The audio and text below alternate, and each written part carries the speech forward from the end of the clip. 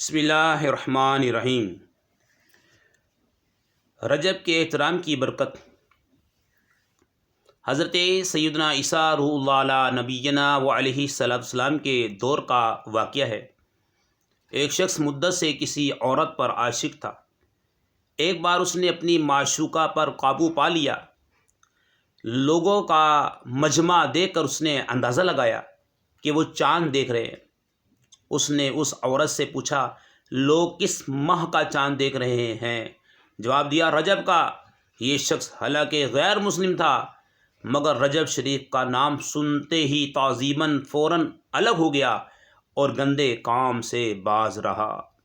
حضرت سیدنا عیسیٰ روح اللہ علیہ نبینا و علیہ السلام کو حکم ہوا، ہمارے فلاں بندے کی ملاقات کرو۔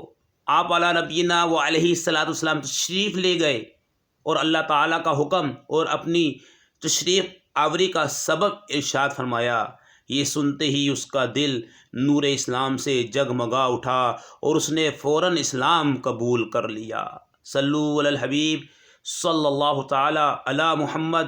میٹھے میٹھے اسلام بھائیوں، دیکھا آپ نے رجب کی بہاریں۔ رجب المرجب کی تعظیم کرنے سے جب ایک غیر مسلم کو ایمان کی دولت نصیب ہو سکتی ہے، تو جو مسلمان رجب المرجب کا احترام کرے اس کو نہ جانے کیا کیا انعامات ملیں گے۔ قرآن پاک میں حرمت یعنی عزت والے مہینوں میں اپنی جانوں پر ظلم کرنے سے روکا گیا۔